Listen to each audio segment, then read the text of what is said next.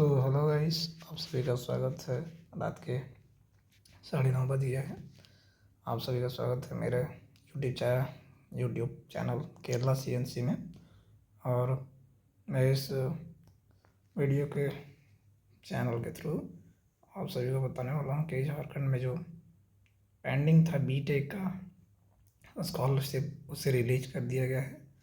आज एक मेरे फ्रेंड का स्कॉलरशिप आ गया है 80,000 रुपीज़। उसी का मैं दिखाना चाहता हूँ। उसने मैसेज किया है। ये रहा उसका लाइव प्रूफ।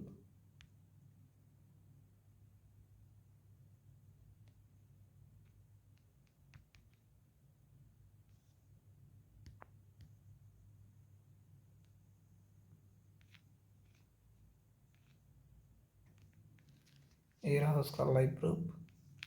उसने भी मैसेज करके बताया कि 80,000 रुपीज़